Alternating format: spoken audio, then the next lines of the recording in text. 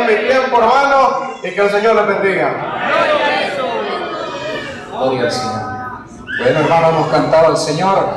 La Biblia nos dice que todo lo que respire alabe a Jehová. Bendito sea el nombre del Señor. También la Biblia nos hace una pregunta y nos dice: ¿con qué nos presentaremos delante del Señor? Y nos dice que con salmos y cánticos espirituales. Hemos cantado al Señor y creemos que nuestro Dios ha recibido esta alabanza. Bendito sea el nombre del Señor, si lo hemos hecho de todo corazón. Bendito sea el nombre del Señor. Vamos a pasar al siguiente tiempo, amados hermanos, que es de recoger la ofrenda. Y vamos a venir en palabras de oración, pidiendo que Dios bendiga al dador alegre. Bendito sea el nombre del Señor. Padre Celestial, en esta hora venimos delante de su presencia, agradeciéndole por darnos la oportunidad de poder alabar y bendecir su nombre. Padre Celestial, en esta hora también pedimos, Señor Dios Todopoderoso, que sea usted bendiciendo al dador alegre. Bendiga a cada uno de mis hermanos que es partícipe de esta bendición. Y si hay alguien que quizás queriendo en su corazón pero no puede, bendígale, Padre Celestial, para que juntos seamos partícipes de esta bendición.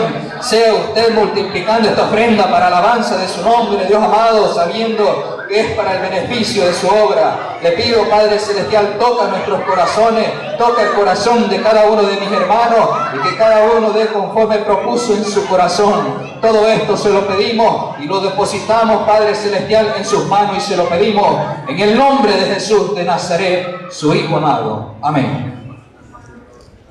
Gloria al Señor. La Biblia nos enseña que Dios bendice al dador alegre y que cada uno dé conforme propuso en su corazón o conforme haya sido prosperado. Bendito sea el nombre del Señor, porque de nada sirve, amados hermanos, quizás si es posible dar $100, pero si lo hacemos con dolor en nuestro corazón, con dolor en las carteras, amados hermanos, el Señor no lo recibe. Pero, amados hermanos, si $1 uno lo da con sinceridad y de todo corazón, el Señor lo multiplica para la honra y gloria de su nombre. Bendito sea el nombre del Señor. Para este tiempo quedarán los hermanos de West Babylon para los cantos, para recoger la ofrenda. Bendito sea el nombre del Señor. Vienen nuestras hermanas.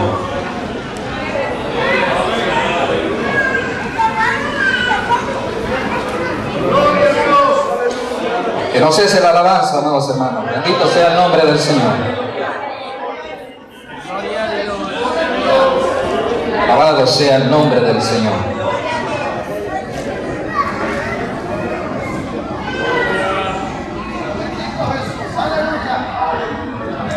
Amados hermanos, que el Señor les bendiga.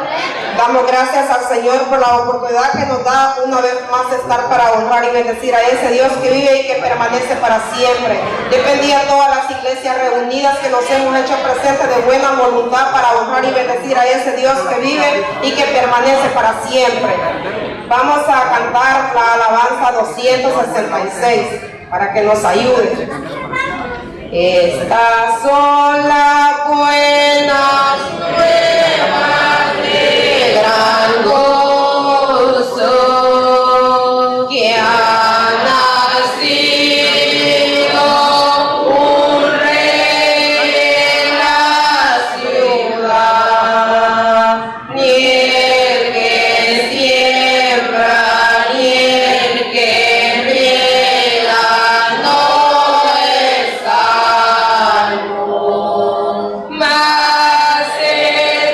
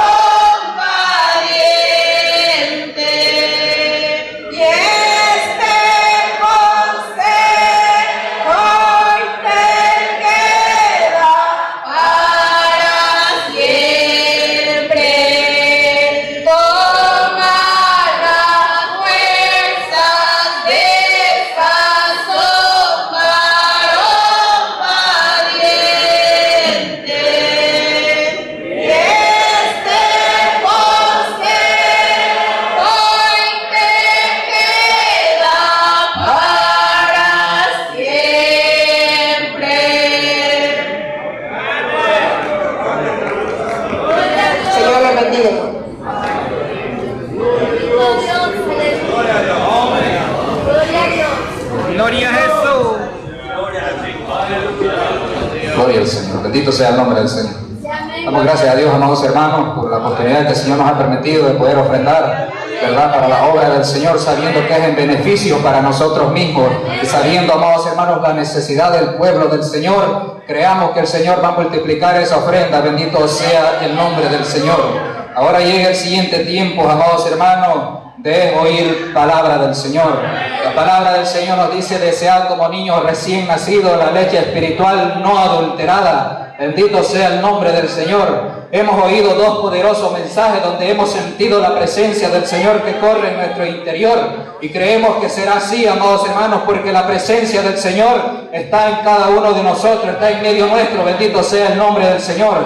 Y vamos a orar por el predicador de esta tarde, para que el Señor sea usándolo con virtud del Espíritu Santo, con unción y fuego del poder de Dios, para que cuando nuestro hermano se levante en poder y autoridad en el nombre de Jesús, y nosotros seamos saciados por ese pan espiritual, amados hermanos, el cual nos fortalece, nos anima y nos ayuda a seguir adelante, pero también es palabra de poder, palabra de autoridad, palabra, amados hermanos, que donde el enfermo es sanado y aquel que se está desviando también es corregido y echado al camino nuevamente. Bendito sea el nombre del Señor.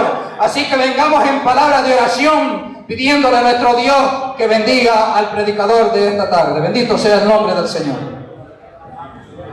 Padre Celestial, en esta hora venimos nuevamente agradeciéndole por todo lo que nos ha permitido llevar a cabo hasta este momento. Dios amado, donde creemos que usted lo ha recibido, Señor, lo hacemos con humildad para alabanza de su nombre, esperando usted bendiga, Padre Celestial, a mis hermanos que han cantado, mis hermanos que han ofrendado, que sea usted derramando bendición de lo alto sobre su santo pueblo. Así venimos de rodillas en esta hora, Dios amado, pidiendo por este tiempo, Padre Celestial, que es el mensaje vivo que usted manda del cielo, el maná que desciende del cielo. Pedimos que su Espíritu Santo sea respaldando a mi hermano que trae el mensaje de la palabra suya, Dios amado, esperando que donde esperamos, Dios amado, ser saciados por ella. Y si hay algo que corregir en cada uno de nosotros, sea usted ayudándonos a poner por obra su palabra. Pedimos, Padre Celestial, que usted sea también tratando con cada uno de nosotros, Padre Celestial, para que podamos recibir esa palabra, que esa semilla quede sembrada en nuestros corazones y produzca, Padre Celestial, frutos dignos de arrepentimiento en nuestras vidas. Le pedimos, Padre Celestial, que su Espíritu Santo sea, Padre Celestial, tomando el control de este momento, y todo esto se lo depositamos en su mano en el nombre de Jesús de Nazaret. Amén. Gloria al Señor. Siempre, amados hermanos, recordando las indicaciones. En todos los tiempos, ¿verdad? En los cultos es especial, pero este momento es de reverencia delante de la presencia del Señor. Cualquier movimiento innecesario tratemos de evitarlo, solo que sea una emergencia. Los padres, ¿verdad?, que controlen a los niños, y los jóvenes que se estén quietecitos ahí, porque es palabra de Dios la que viene en esta hora. Queda con cada uno de nosotros nuestro hermano Edenilson Romero de Islip, Nueva York.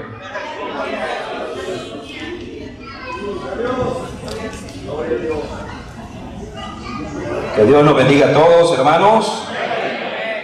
No cabe duda de que en nuestros corazones hay alegría, hay gozo. Y es que, hermanos, aunque haya cansancio, porque el cansancio no se puede evitar. Hay un día donde usted ya no se va a cansar. A veces nosotros cometemos el error y decimos: hermanos, si no canta aquí, ¿cómo va a cantar en el cielo? Es que en el cielo no vamos a tener esta carnota, hermanos. Aquí tenemos que esforzarnos para gozarnos. En el cielo vamos a estar felices, pero mientras tanto hay cansancio, hay debilidades en el cuerpo. Pero qué bueno que aquí está el Señor con nosotros, hermanos. Dios bendiga a los pastores, a los ministros del Señor, ancianos de la congregación, a los jóvenes, adolescentes, niños, hermanos, padres de familia. Y si hubiesen amigos, yo he visto muchos amigos, que Dios les bendiga. Dios bendiga también a las personas que nos sintonizan a través de la página. Yo no sé si estamos a través de YouTube o a través de Facebook también, pero por los medios que estemos saliendo al aire, les deseamos ricas y abundantes bendiciones en el Señor. La iglesia del Señor Jesucristo es una iglesia que tiene poder. Es una iglesia que causa impacto en la sociedad. Es una iglesia, hermanos, que aunque nos veamos aparentemente comunes y corrientes, tenemos la unción desde arriba. Tenemos la unción del Dios Todopoderoso. Hermanos, es un evento muy maravilloso, requiere esfuerzo, requiere sacrificio físico, económico, sacrificar compromisos y otras cosas. Y todos ustedes lo han hecho porque tenemos la fe en el Señor. Dios va a recompensar. Gracias al Señor por el privilegio de que me dan los hermanos de predicar la palabra del Señor. Esperamos que el Señor nos ayude, hermanos. Hemos estado bastante mal de la garganta. Esperamos que Dios nos dé la ayuda y podamos predicar, hermanos, para la gloria y para la honra del Señor. Procure no dormirse. Procure mantenerse despierto. El que tiene la par ahí, encárguese que su compañero no se vaya a dormir. Porque esa silla no está como para dormir, y para dormir está más bonita la cama. Pero no se vaya a dormir, hermano. ¿Sabe por qué? Porque lo están grabando.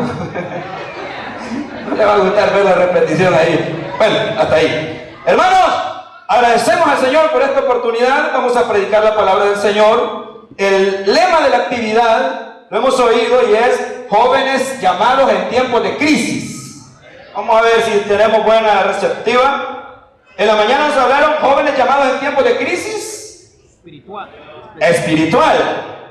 Luego en la tarde jóvenes llamados en tiempos de crisis nacional. Ahora, hermanos, vamos a hablar de otra crisis y el tema de esta predicación es jóvenes llamados en tiempos de crisis ministerial. Amén. Primer libro de Samuel, capítulo 3. Vamos a la palabra. Primer libro de Samuel, capítulo 3, versículo 1 en adelante. Venimos con gozo, hermano. Hay, como les digo, fatiga, hay cansancio, pero la gloria del Señor sobrepasa todo, hermanos. La gloria del Señor es suficiente para nosotros. Yo creo que ya lo encontramos. Tenemos poco tiempo. Vamos a procurar la manera de avanzar en el desarrollo del mensaje. ¿Ya lo tienen todos, hermanos? Amén. La palabra del Señor la vamos a leer honrando al Padre, al Hijo y al Espíritu Santo, y nos dice así la Escritura. El joven Samuel ministraba a Jehová en presencia de Elí, y la palabra de Jehová escaseaba en aquellos días. No había visión con frecuencia. Gloria al Señor. El tema: jóvenes llamados en tiempos de crisis ministerial. Y la palabra dice: y el joven Samuel ministraba a Jehová en presencia de Elí. En primer lugar, hermanos, vamos a hablar un poco acerca de las transiciones. Las transiciones en general a nosotros como seres humanos nos atemorizan. Porque generalmente, hermanos, no estamos preparados para los cambios. Nos adaptamos a un sistema y nos adaptamos a un estilo de vida, y cuando sucede una transición o un cambio generacional, nos cuesta volver a encajar y volver a recuperar el ritmo, porque las transiciones requieren que mayormente nosotros, no solo como personas, sino que como iglesia, estemos preparados para ella. En la historia bíblica, hermanos, hay acerca de las transiciones, o hay etapas que en la época de toda la historia bíblica, Dios empleó 12 etapas en cuanto a lo que encontramos a la Escritura. Empezamos primero, hermano, con la etapa de la creación. Luego sigue, hermano, la etapa patriarcal, la etapa del éxodo, la etapa de la conquista y la etapa de los jueces y otras más. Pero nos vamos a detener aquí en la etapa de los jueces. Cuando de la etapa del éxodo, que Moisés saca a Israel de Egipto, Dios prepara a Moisés y se cumple esa etapa que sale el pueblo de Israel. Pero cuando ya llega el tiempo de cruzar el Jordán, Moisés había instruido para esa transición a Josué. Entonces había un liderazgo sólido para cuando ya no estaba Moisés, Josué se encarga del pueblo. Luego que Josué termina la etapa de la conquista, hermanos amados, llega la etapa de los jueces. Josué muere. Cuando Josué muere, no hay un liderazgo en Israel. Entonces comienza la etapa de los jueces. Y ahí se encuentra en el libro de los jueces la lista detallada de los jueces de Israel. A tal grado, hermano, que en ese tiempo, aunque ya había profecía, Abraham había profetizado, Moisés había profetizado de parte de Dios, pero no había profetas de oficio. Como ahora que no hay profetas de oficio. Ahora hay don de profecía. Es decir, Dios puede usar a una hermana, a un hermano con profecía, sí lo puede usar. De repente no lo usa y no hay ningún problema, pero tenemos la palabra profética, que es más segura y más cortante que toda espada de doble filo. Entonces, hermanos, no había profetas de oficio, es decir, personas que se mantuvieran constantemente dando mensajes de Dios al pueblo. Estaba el sacerdocio después de los jueces, hermanos, estaba el sacerdocio del sacerdote Elí. En este tiempo de que vuelve a caer en una crisis, porque después de cada etapa Israel caía. Los jueces hacían grandes proezas durante un momento, llevaban a Israel a un cambio, pero luego, pasada esa generación, volvía a caer el pueblo. Sucede como cuando en nuestras iglesias, hermanos, y esto es bien común, que de repente está un grupo de jóvenes, una directiva juvenil bien organizada, se casan todos, ya todos tienen familia, ya no hay preparación para una transición y volver a reactivarse. Cuesta volver a levantarse. En esa etapa estaba el pueblo de Israel. En esa etapa estaba el pueblo de Israel. Y cuando vemos aquí que a través del sacerdote Elí, dice, hermanos, que Elí, en este momento es donde encontramos nosotros una crisis ministerial. Una crisis espiritual me afecta a mí como persona, como individuo. Una crisis nacional afecta a la sociedad entera, pero una crisis ministerial afecta al pueblo de Dios. Por eso es que en esta hora vamos a hablar de la crisis ministerial, porque el Señor quiere que el pueblo de Dios se mantenga ferviente, que los líderes espirituales de la iglesia nos mantengamos fervientes, porque Cristo viene por la iglesia. Gloria al Señor. Oíamos un concepto hace rato, y ahora tengo uno yo también, acerca de que es una crisis. Una crisis es un cambio negativo, una situación complicada, difícil e inestable durante un proceso. O sea que la crisis es dura el proceso. Como persona yo puedo llegar a tener crisis financieras, crisis de salud, crisis emocionales, pero tienen que durar un momento determinado. No me puedo quedar en esa crisis. No nos podemos quedar estancados a causa de la crisis. Bendito Dios.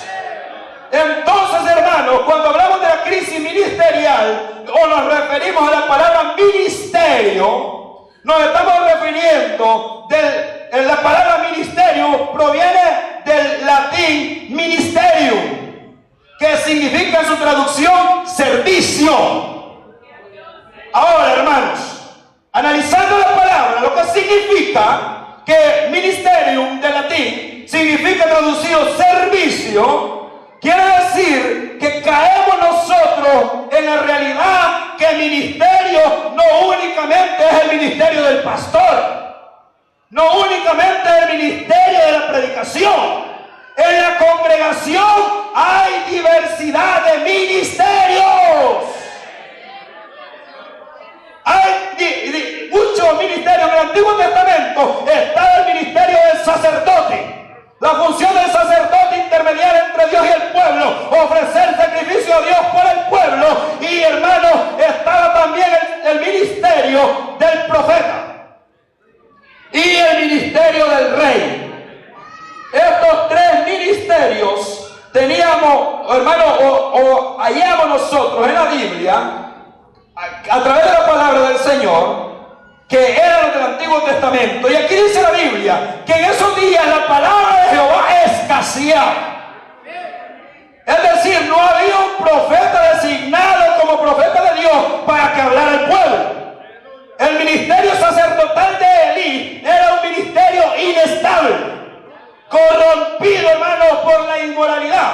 En el orden del sacerdocio arónico, hermanos, después de que el sacerdote cumplía su función, sus hijos heredaban, hermanos, lo que era el oficio sacerdotal.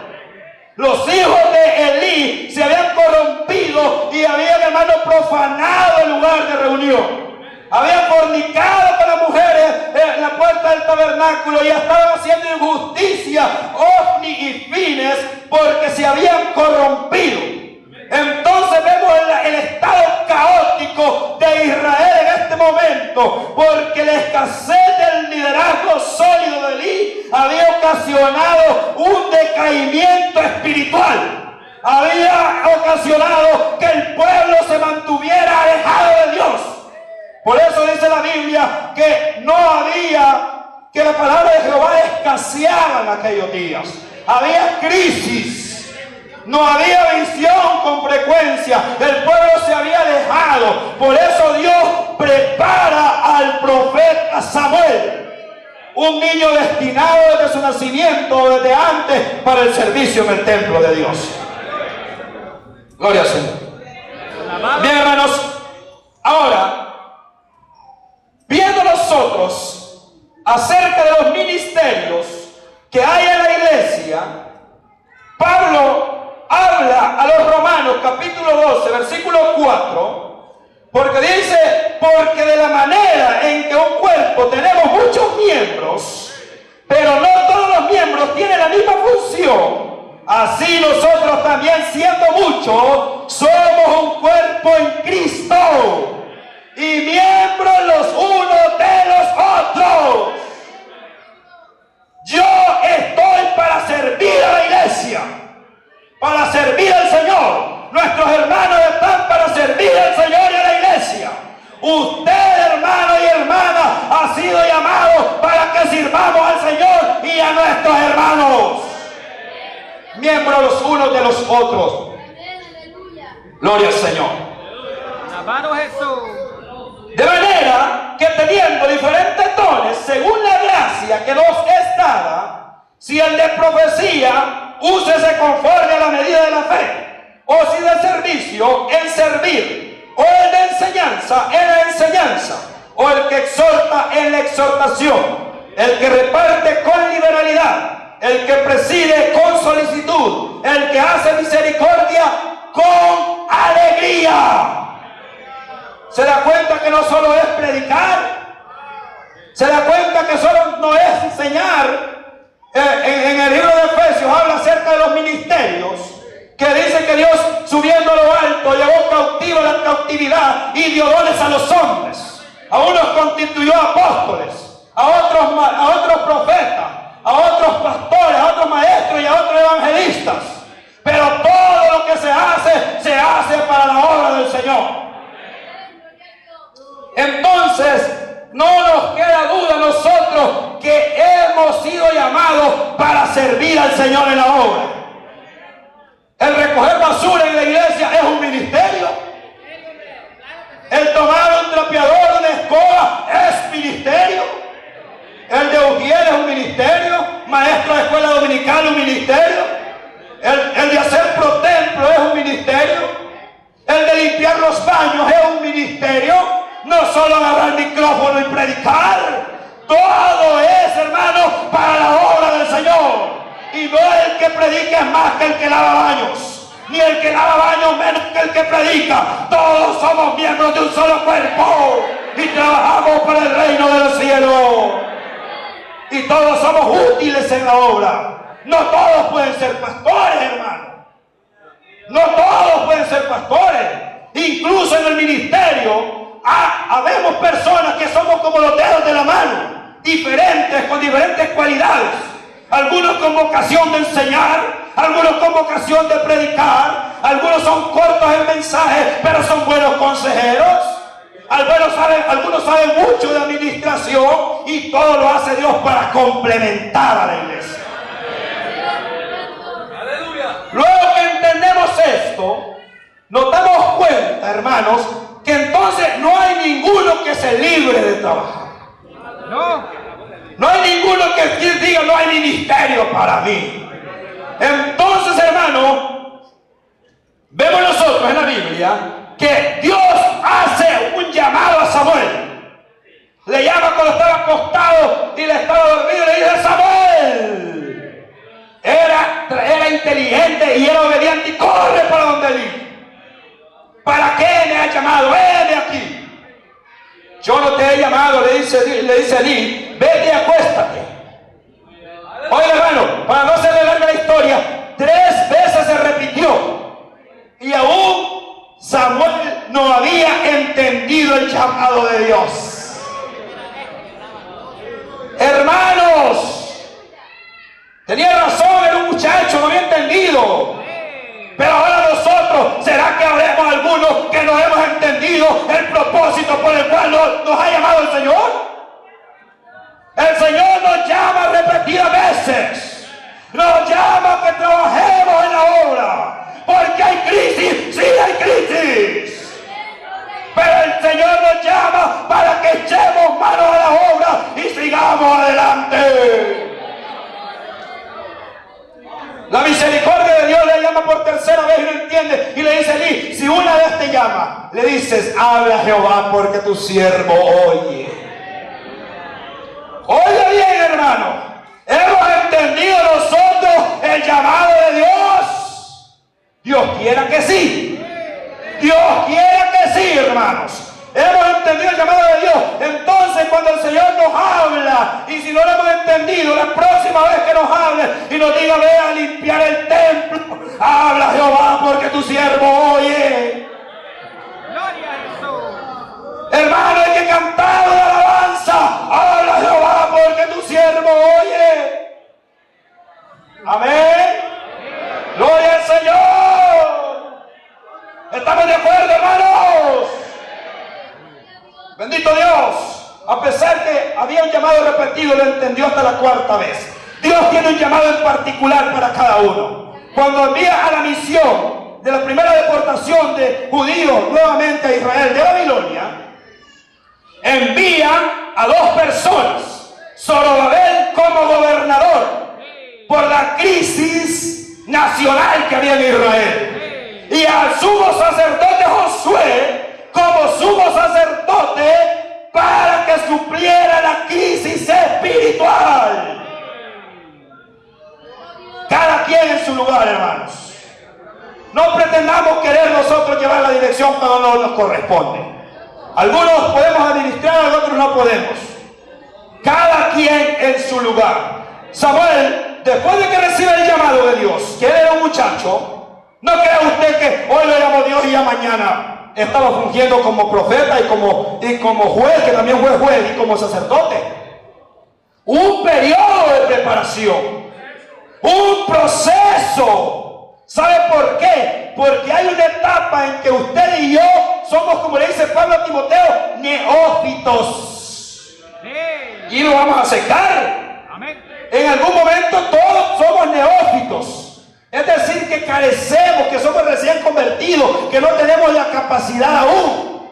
Puede ser principiante, puede ser que el llamado ya lo hayamos entendido, pero hay que esperar en el tiempo de Dios. El que predica no se puede ofrecer para predicar, porque si Dios tiene algún mensaje que le va a dar, se lo va a dar sin que lo busque. El que quiere hacer algo no va a andar buscando que lo ponga, porque Dios conoce el corazón. Los hombres ven lo de afuera, Dios ve el corazón, ve la capacidad. Aproximadamente 20 años después del llamado, Samuel empieza su función cuando él hace una reforma en Mizpa. Cuando se encuentra en una situación y cuando él empieza a actuar como profeta, cuando entendemos que hay crisis y actuamos al llamado de Dios, influenciamos en el tiempo de Dios, ¿correcto? Influenciamos a los demás. Fue capaz Samuel de promover a Israel a un arrepentimiento, a un avivamiento espiritual. Estaban en derrota por los filisteos. El arca de Jehová había sido robada, pero cuando se reúnen en Mizpa, dice que al pueblo en ayuno. Gloria a Dios. Y oró por el pueblo y pidieron perdón y un avivamiento de parte del Señor. Los enemigos que no podían derrotar, gloria a Dios, en ese momento dice que Dios tronó en el campamento de los filisteos y temieron. En el tiempo de Dios todo es perfecto, hermanos. No cuando yo quiero, no cuando usted quiere, cuando Dios quiere y hay un avivamiento en nuestros corazones, Dios trae un nuevo resurgir en la iglesia. Gloria a Dios. Hay que pasar el periodo de capacitación. Luego, cuando pasamos el periodo de capacitación, estamos listos para la reforma, para poder cambiar. Podemos decir nosotros, es que los jóvenes están desanimados. ¿Qué estoy haciendo yo entonces para animarlos? Ahí está el llamado de Dios entonces. Si ya identificó las necesidades que ya tiene, el llamado, y usted ve sucio el templo, ay, qué sucio tienen los hermanos, que ¿dónde dejaron esto botado? Es el llamado para que lo recoja. Sí, porque es que tenemos que entender cómo Dios trata con nosotros. Hacer reformas, empezar a promover cambios. Ahora, hermanos, una vez más, un hombre que es llamado por Dios. Vamos a editar bastante la historia de Samuel por el tiempo, pero Samuel, una cosa que me llama mucho la atención a mí del liderazgo de Samuel es que él fue capaz de formar más líderes. La Biblia habla de la compañía de profetas. Popularmente le conocemos nosotros como la escuela de profetas. Había una compañía de profetas. Después que la palabra de Dios escaseaba, después que no había quien hablara, después que no había quien diera mensaje de Dios, el profeta Samuel había instituido una compañía de profetas. Una compañía de varones dispuestos a aprender y a transmitir el mensaje de Dios. Un hombre que entiende la crisis ministerial es capaz de formar líderes. Porque un líder que es formado de parte de Dios no va a ir buscando codear al compañero. No va a ir buscando meterle zancadilla. Un líder que es llamado de parte de Dios va a buscar el crecimiento de la iglesia. Va a buscar que todos caminemos juntos. Que todos sigamos y prosigamos por la misma meta. Por el bienestar de la iglesia. Porque el pueblo, la iglesia, la congregación no es mía. No es del pastor. No es del ministro. La iglesia es del Señor que la compró a precio de sangre. Gloria a Dios. Ahora, hermanos, tenemos que entender los profetas jóvenes, llamémosle así, porque los que predicamos profetizamos la palabra del Señor. Unas cosas nosotros las aprendemos, las estudiamos en la intimidad y venimos acá. Porque no nos podemos parar aquí sin traer una base de preparación, de estudio.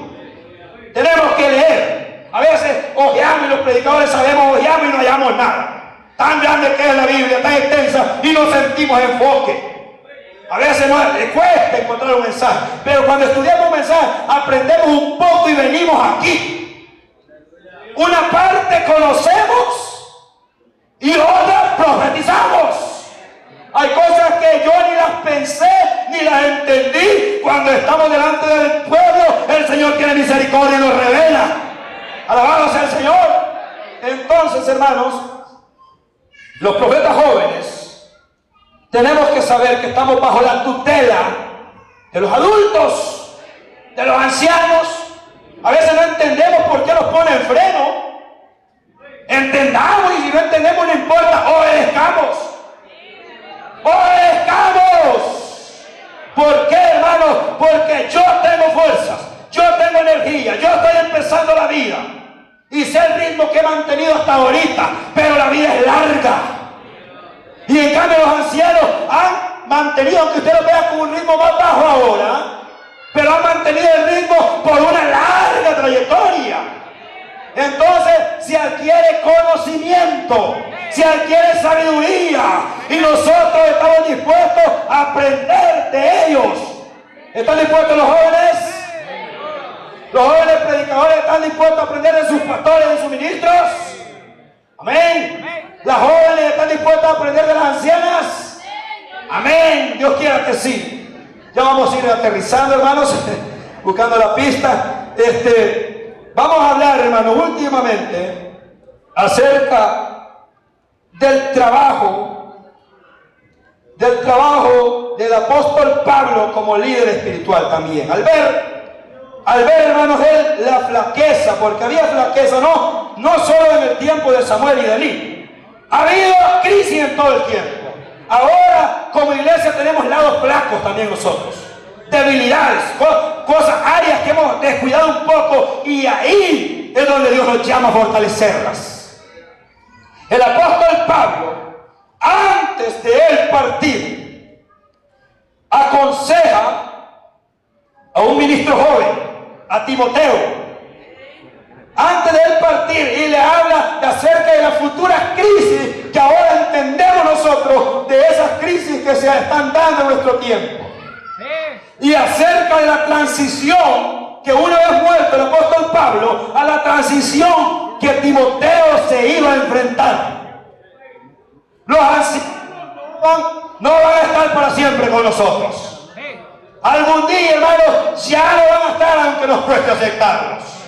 Entonces, hermanos, es necesario que hayamos hombres y mujeres capacitados de poner la mano en el arado y de decir, como dijo Isaías: heme aquí, Señor, envíame a mí. Según de Timoteo 4, versículo 1 al 8, le dice Pablo a Timoteo: te encarezco delante del Señor Jesucristo, que juzgará a los vivos y a los muertos en su manifestación y en su reino. Que predique la palabra, oiga bien, que predique la palabra, que instes a tiempo y fuera de tiempo, redarguye, reprende, exhorta. Cuidado con la exhortación. Cuidado con la exhortación. No es más solo venir y darle golpes a la iglesia. Si no tenemos unción del Señor, mejor no exhortemos. Porque aquí da el requisito cómo exhortar. Porque una exhortación sin Espíritu Santo destruye. Una exhortación sin aceite destruye, derriba. Una exhortación con la unción del Señor edifica, da vida, redarguye, reprende. ¡Gloria a Dios! Con toda paciencia, en primer lugar, para exhortar, paciencia. Y doctrina, es decir, no argumentos míos, doctrina, lo que está basado en la Biblia. Gloria a Dios, allí podemos exhortar con toda paciencia y doctrina, porque vendrá tiempo cuando no sufrirán la sana doctrina, sino teniendo comezón de oír, oiga esta crisis, se amontonarán maestros conforme a sus propias concupiscencias y apartarán de la verdad el oído y se volverán a las fábulas. Gloria a Dios. Darle espalda a Cristo. En esta crisis de ministro, o en esta crisis ministerial, la recomendación es que le dice: pero tú sé sobrio. Oiga bien, pero tú sé sobrio en todo, soporta las aflicciones, haz obra de evangelista, cumple tu ministerio. Cumple tu ministerio. Cumplamos el ministerio que Dios nos ha llamado. Cumple tu ministerio, le dice Pablo ya para despedirse, porque yo ya estoy para ser sacrificado. El tiempo de mi partida está cercano. Oiga bien, pero qué bueno tener esta convicción. He peleado la buena batalla. He acabado la carrera. He guardado la fe. Por lo demás, me está guardada la corona de justicia, la cual me dará el Señor juez justo. Y en aquel día, y no solo a mí, sino a todos aquellos que aman y esperan su venida. Esperamos la venida del Señor, hermanos. Y cuando aparezca el príncipe de los pastores, dice que traerá la corona. Gloria al Señor. Entonces estamos amando y esperando la venida del Señor. Mientras tanto, luchemos con las crisis, cumplamos con el ministerio, porque trabajo hay trabajo, qué hacer hay que hacer, pero el Señor nos va a ayudar para el tiempo y bajo la dirección de Él hacer lo que Él quiere que hagamos. Yo creo, hermanos, que el tiempo que me dieron fue de 25 minutos, no sé, creo que estamos ahí. Dios les bendiga, hermanos. Gloria al Señor. Señor los bendiga nuevamente, hermanos, hermanos. Damos gracias a Dios, ¿verdad?, por esa hermosa palabra que nos ha enviado a cada uno de nosotros en esta hora. Bendito sea el nombre del Señor. La palabra del Señor no ha sido la excepción en estos 3 cultos, amados hermanos. Y damos gracias a Dios por ello. Bendito sea el nombre del Señor. Decían nuestros hermanos que el único ministerio que no hay, que no existe, es el don de banca. Bendito sea el nombre del Señor y que sea el Señor ayudándonos a cada uno de nosotros a trabajar, cual sea el llamado que el Señor nos ha hecho. Bendito sea el nombre del Señor. Bien, amados hermanos, el tiempo ha transcurrido y vamos a entrar a lo que es las participaciones, ¿verdad?, de los temas. Bendito sea el nombre del Señor. Y en primer lugar quedará los hermanos de Maryland. Bendito sea el nombre del Señor. Queda nuestro hermano para, ¿verdad?, presentar a la juventud. Gloria al Señor. Dios les bendiga, hermanos. A todos nos hemos gozado con los hermanos que ya participaron a las iglesias, y los hemos gozado con estos jóvenes que cada día, hermano, nos alegra. Por todos los que llevamos de salida hay futuro, y Dios les bendiga a todos los jóvenes que ya participaron. Les felicitamos, y los que van a participar. Como pastor de la iglesia acá de Maryland, me es un privilegio presentar a la juventud con el tema el ministerio del apóstol San Pablo a los gentiles, y ellos quedan con nosotros.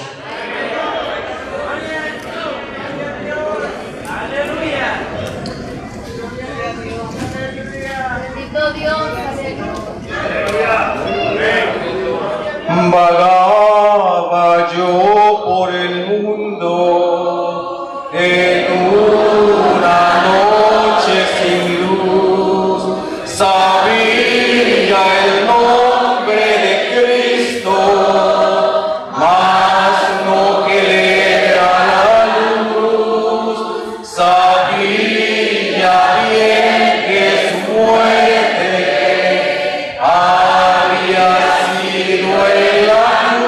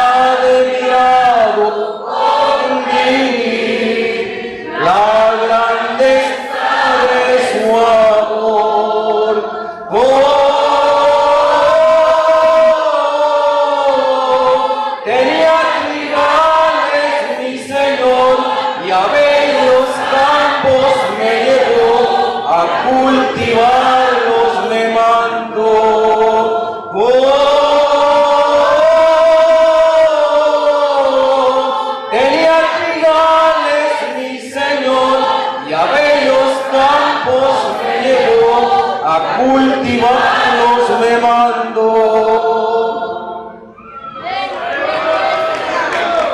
Cuando estudiamos la Biblia, rápidamente nos damos cuenta de que Dios se valió de diferentes hombres que fueron grandemente usados en diferentes llamados y ministerios, los cuales se prepararon en largos periodos de aislamiento, quietud y oscuridad. José en una cárcel antes de llegar a ser la mano derecha de Faraón. Moisés estuvo 40 años en el desierto para luego liberar el pueblo en su salida de Egipto. David como pastor de ovejas, después huyó de Saúl por 13 años hasta convertirse en rey. Juan el Bautista vivió en lugares desiertos hasta que se manifestó a Israel. Casi por el mismo tiempo en el que Jesús nacía en Belén de Judea, Pablo nacía en la ciudad de Tarso, en la provincia de Cilicia, en la actual Turquía. Siendo un judío devoto, a quien le habían enseñado toda su vida la importancia de la ley y de la eminente redención política de Israel. Mas el hecho de que el tan anhelado Mesías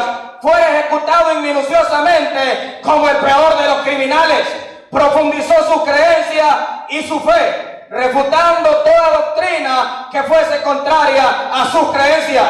No es de sorprender entonces de que estuviera convencido de que los seguidores de Jesús fueran desleales a la Torá y por lo tanto entorpecerían el plan de Dios para Israel. Pablo creía que las aseveraciones de que Jesús crucificado era el Mesías y que él había resucitado entre los muertos eran apostasías abiertas. Y no podía haber tolerancia para esa clase de herejía, ni para nadie que rehusara a abandonar esas ideas. Saulo estaba decidido a ser el agente de Dios para erradicar de Israel esa creencia. Así aparece primeramente en las páginas de la Escritura como un perseguidor violento de aquellos que creían que Jesús era el Mesías. Mas sin embargo Dios tenía planes muy diferentes para Saulo, planes que nunca él se había podido imaginar. Pues este judío no solamente iba a terminar predicando el mensaje de Jesús entre sus hermanos, su llamado lo terminaría llevando mucho más lejos, predicando el mensaje de Jesús entre los gentiles. Amén.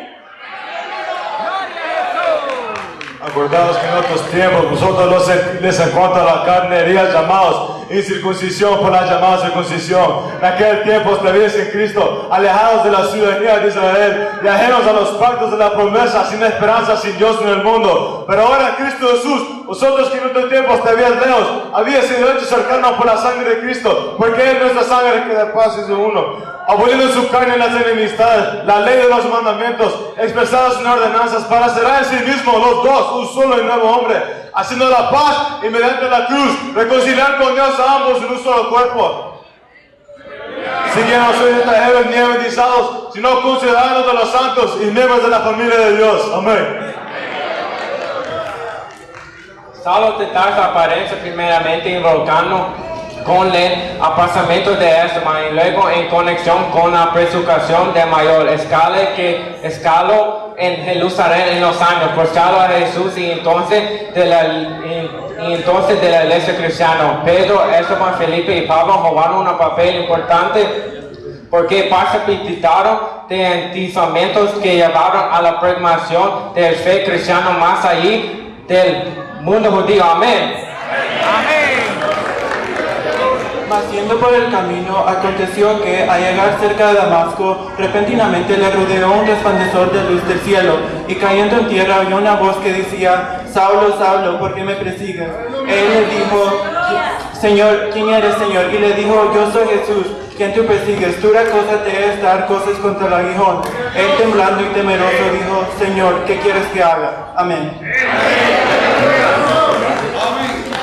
Ananías recibió una visión del Señor informándole sobre Saulo de Tarso. El enemigo de los creyentes judíos se había convertido y ahora era uno de ellos. Sin embargo, Dios tenía una comisión muy diferente para Saulo. Él era de llevarle el evangelio al mundo gentil. Ahí donde una idea que debió ser aún más sorprendente para Ananías y los otros creyentes judíos que la misma conversión de Pablo. Ahí donde Pablo había intentado detener el esparcimiento de la fe cristiana, ahora Dios lo usó para esparcirla mucho más allá de lo que habrían creído posible los creyentes judíos. Amén. La conversión de Saulo, desde una perspectiva humana, debió de haber sido imposible. De ahí el escepticismo que muchos expresaron al entrarse. Lo único que se merecía Saulo era ser castigado, pero Dios extendió su gracia a este judío ferviente. Es importante notar, sin embargo, que la conversión de Saulo no fue hecha un vacío y tampoco fue forzada. Luchó con Dios por un tiempo, pero finalmente, en camino a Damasco, en un encuentro milagroso con el Jesús resucitado, Saulo decidió a no luchar más. Amén. Gloria a Jesús. Es difícil construir una cronología de la vida de Pablo, pero pareciera que pasaron unos 5 años desde su visita a Jerusalén, luego de su conversión y la invitación que le hizo Bernabé en Antioquía de acompañarlo. Por la carta a los Gálatas sabemos que este periodo incluye 3 años en el cual se realizó un viaje en Arabia. Durante los periodos del tiempo en Damasco, Pablo se dedicó a la predicación del Evangelio, la cual debió motivar a la oposición despertar contra él. También se deduce que en este periodo no fue a Jerusalén ni vio a ninguno de los apóstoles. Amén. Cuando llegó a Jerusalén trataba de juntarse con los discípulos, pero todos le tenían miedo. Entonces Bernabé los trajo a los apóstoles y les contó cómo Saúl había visto al Señor en el camino, el cual le había hablado diciendo cómo en Damasco había hablado valerosamente en el nombre del Señor y disputaba con los griegos, pero ellos procuraron matarle. Cuando supieron esto, los hermanos le llevaron a Cesarea y le enviaron a Tarso. Pero entonces las iglesias tenían paz por toda Judea, Galilea y Samaria y eran fortalecidas por el Espíritu Santo. No pasó mucho tiempo hasta que comenzaran los problemas dentro de la comunidad cristiana, pues no estaban contentos con el ingreso de los creyentes gentiles a la iglesia primitiva. El desacuerdo no era por el concepto de una misión gentil, sino por el criterio sobre el que debía permitirse unirse a los gentiles. Algunos sentían que únicamente la fe en Jesús no era suficiente como la marca distintiva del cristiano. Sostenían que la fe debía completarse con la circuncisión y la obediencia a la ley de Moisés. Amén. Si afirmaba para ser verdadero cristiano, los gentiles debían circuncidarse. Hechos nos narra la magnitud de la división entre judíos y gentiles, en la experiencia de Pedro con Cornelio, en la reacción posterior. Las visitas oficiales provenientes de Jerusalén, que monitoreaban la obra de Felipe entre los samaritanos y la obra de los gentiles en Antioquía, pueden sugerir cierta preocupación por la inclusión de no judíos en la comunidad cristiana. Amén. Bendito sea el nombre del Señor.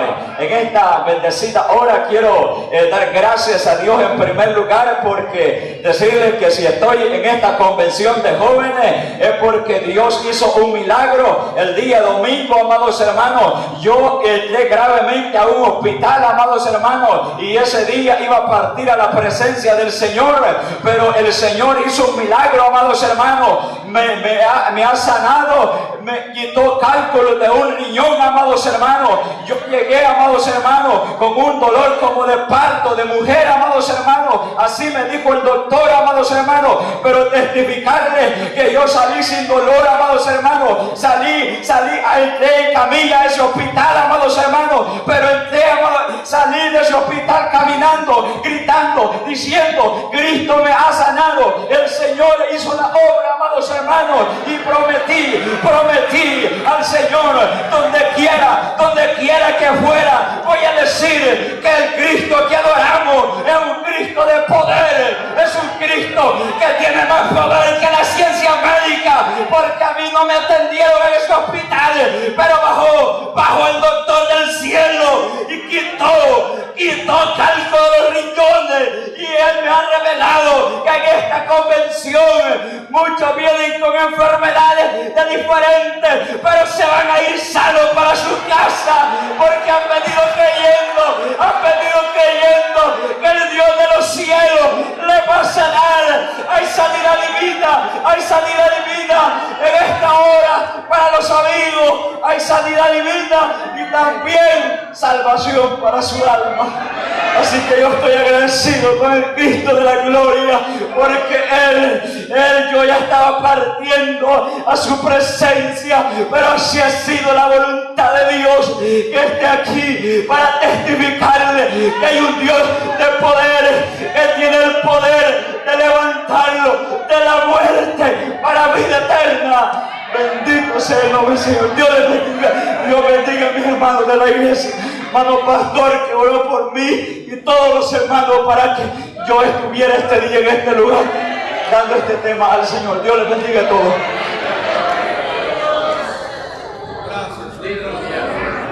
Sin embargo, la reacción de que Pedro hubiese bautizado a Cornelio, un soldado romano incircunciso, fue un claro ejemplo de la disensión sobre los gentiles entre los primeros creyentes, más la inclusión esporádica sobre un gentil como Cornelio pudo haber hecho sentir incómodo a más de uno, más los esfuerzos intencionales de Pablo para abrir las puertas de las iglesias a los creyentes resultó en intentos deliberados por parte de algunos para socavar el ministerio de Pablo. Amén.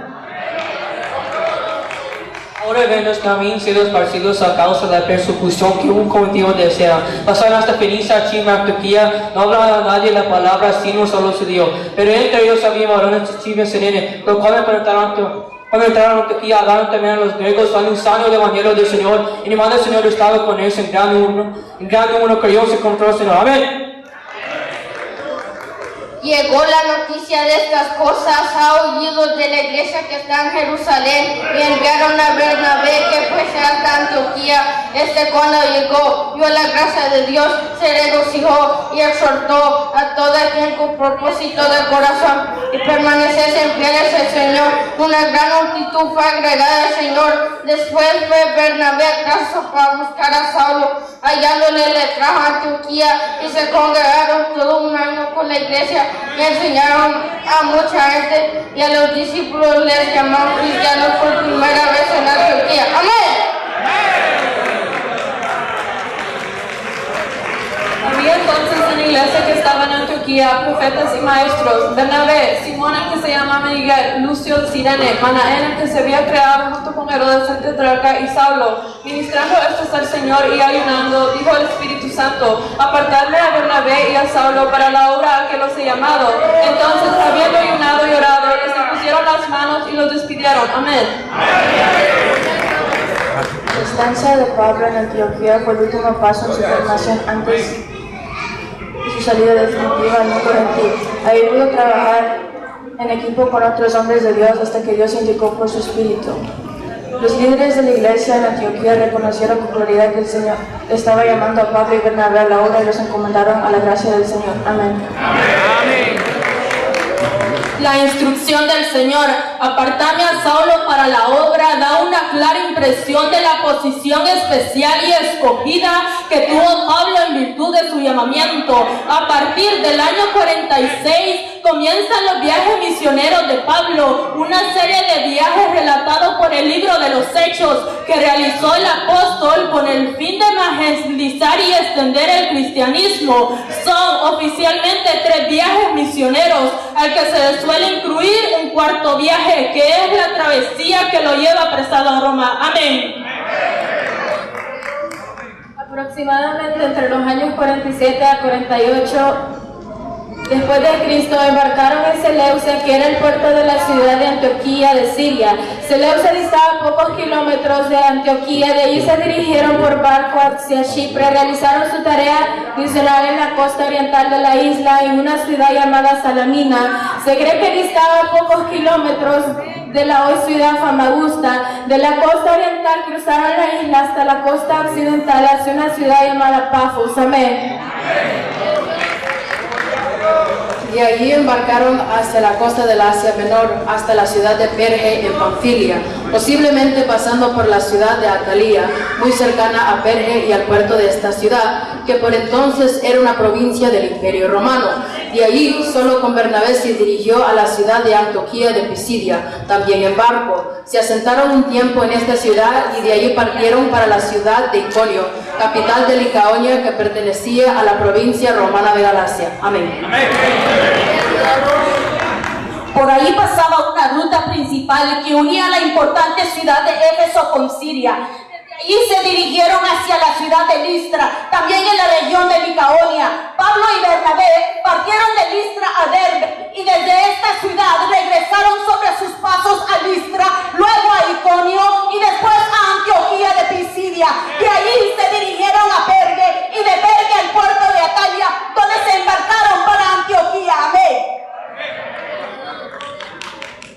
Segundo viaje misionero de Pablo. Este viaje empezó vía terrestre. Pablo, junto a otro discípulo llamado Silas o Silvano, salieron de Jerusalén. De allí fueron a Cesarea, luego a Ptolemaida y pasaron por Tiro y Sidón para llegar a Siria y de ahí al Asia Menor, arribando a Antioquía. Ya en Asia Menor llegaron a la ciudad de Derbe y luego a Listra. Allí se les unió Timoteo y se dirigieron a Troas, ciudad junto al mar Egeo. Amén. La ruta clásica era pasar por Listra, a Troas, Iconio y Antioquía. En Troas se unió Lucas al grupo y se dirigieron a Macedonia, haciendo pie en la ciudad de Neápolis para luego llegar a Filipos, de donde atravesando por Anfípolis y Apolonia de Liria se dirigieron a Tesalónica. De Tesalónica, donde estuvieron un tiempo, se fueron a Berea, luego a Atenas y a Corinto. Después fueron a Cencreas, de donde por mar fueron a Éfeso, luego a Cesarea y de ahí a Jerusalén, lugar en el que finalizó este segundo viaje. Amén. Tercer viaje misionero de Pablo. Alrededor de los años 53 a 56, Pablo partía hacia Antioquía, hacia Tarso, pasando por Derbe, Listra, Iconio y Antioquía de Pisidia. De ahí fue a Éfeso. De Éfeso partió por mar hacia Aso. De Aso fue hacia Macedonia, pasando por Neápolis, puerto de ciudad de Filipos y Anfípolis. Por mar fue a Corinto, luego a Atenas, Berea y Tesalónica, volviendo por el mismo camino hasta Éfeso. Desde esta ciudad fue por mar Mileto y Patara, y allí volvió parando en Tiro, yendo a Jerusalén en el año 57. Amén. El apóstol Pablo llevó a cabo su misión de predicar el camino a la salvación, realizando viajes apostólicos, fundando y fortaleciendo comunidades cristianas en las diversas provincias del Imperio Romano. Los escritos del Nuevo Testamento nos presentan a un Pablo escritor y predicador. Cuando llegaba a un sitio, Pablo acudía a la sinagoga, lugar de reunión de los judíos, para predicar el Evangelio. Después acudía a los paganos. Esto es los no judíos. Amén. Después de dejar algunos lugares, ya sea por haber dejado la predicación inconclusa, ya sea para responder a las preguntas que le enviaban desde esas comunidades, Pablo empezó a escribir cartas que pronto serían respondidas, que pronto serían recibidas en las iglesias con una particular reverencia. Escribió cartas a comunidades enteras y a personas singulares. El Nuevo Testamento nos ha transmitido 14 que tienen su origen en la predicación de Pablo. La mayoría de estas cartas fueron escritas durante la década que va del año 50 al 60. Amén. El centro del mensaje predicado por Pablo es la figura de Cristo, desde la perspectiva de lo que ha realizado para la salvación de los hombres. La redención obrada por Cristo, cuya acción se pone en relación muy estrecha con la del Padre y con la del Espíritu, marca un punto de inflexión en la situación del hombre y en su relación con Dios mismo. Amén. Antes de la redención, el hombre cambiaba en el pecado cada vez más, alejándose de Dios. Pero ahora el Señor Kyrios ha resucitado y ha vencido la muerte y el pecado, y que constituye una sola cosa con los que creen y reciben el bautismo. En este sentido, podemos decir la clave para entender la teología paulina es el concepto de conversión, metanoia. ¿Cómo pasó la ignorancia a la fe, a la ley de Moisés, a la ley de Cristo? Amén. La gracia es la ayuda y la fortaleza que recibimos a través de la expiación del Señor Jesucristo. Por medio de la gracia de Dios, todos los que hayamos vivido resucitaremos. Nuestros espíritus se reunirán con nuestros cuerpos para no separarse nunca más. Mediante su gracia, el Señor también hace posible que aquellos que vivan su evangelio se arrepientan y sean perdonados. Amén. San Pablo en su mensaje difunde las enseñanzas que Jesucristo nos dejó a través de los principios y valores cristianos como el amor, el respeto, la fe, la fidelidad, el sacrificio, la solidaridad, así también como resalta el mensaje de liberación con Cristo y la reconciliación con Dios, la evangelización, los dones y el poder del Espíritu Santo en nuestras vidas. Amén. La predicación de Jesucristo al mundo trajo terribles consecuencias al apóstol. En la parte final de su ministerio hizo llamar a los ancianos de la iglesia. Cuando vinieron les dijo: vosotros sabéis cómo me he comportado entre vosotros todo el tiempo. Desde el primer día que entré en Asia, muchas lágrimas y pruebas que me han venido por las acechanzas de los judíos. Y como nada que fuese útil, he rehuido de anunciaros enseñados públicamente y por las casas, testificando a judíos y gentiles acerca del arrepentimiento para con Dios y de la fe en nuestro Señor Jesucristo. Amén. Conclusión. Doy gracias al que me fortaleció, a Cristo Jesús nuestro Señor, porque me tuvo por fiel, poniéndome en el ministerio, habiendo yo antes sido blasfemo, perseguidor e injuriador, mas fui recibido a misericordia porque lo hice por ignorancia e incredulidad. Pero la gracia de nuestro Señor fue más abundante en la fe y en el amor que es en Cristo Jesús. Amén. Doy gracias al que me fortaleció, a Cristo Jesús nuestro Señor, porque me tuvo por fiel, poniéndome en el ministerio, habiendo yo antes sido blasfemo, perseguidor, injuriador, mas fui recibido a misericordia porque lo hice por ignorancia e iniquidad. Antes de ser encarcelado por Nerón, Pablo recorrió más de 16,000 kilómetros en 30 años, fundando iglesias a lo largo del mundo antiguo, y su mensaje recorrió los siglos hasta que en nuestra era se los anunció el evangelio de las inescrutables riquezas de Cristo, y declarar a todos cuál sea la dispensación del misterio escondido desde los siglos en Dios, que creó todas las cosas. Sed imitadores de mí, así como yo lo fui de Cristo. Tú pues, hijo mío, esfuérzate en la gracia que es en Cristo Jesús.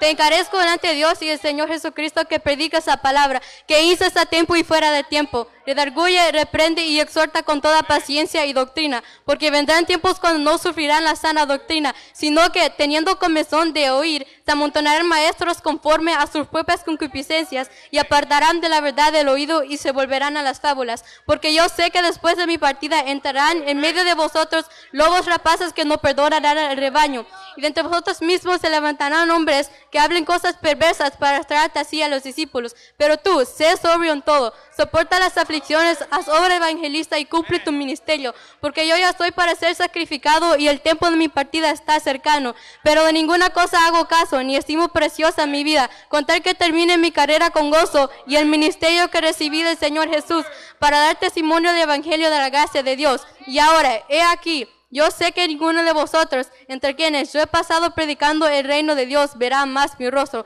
Por tanto, yo os protesto en el día de hoy, que estoy limpio de la sangre de todos, porque no era de anunciaros todo el consejo de Dios. Por tanto, mirad por todos vosotros y por el rebaño, en cual el Espíritu Santo os ha puesto como obispos, para apacentar a la iglesia del Señor, la cual Él ganó con su propia sangre. Lo que has oído de mí ante muchos testigos, esto encarga a hombres fieles que sean idóneos para enseñar también a otros. Tú pues sufre las penalidades como buen soldado de Jesucristo. He peleado la buena batalla, he terminado mi carrera.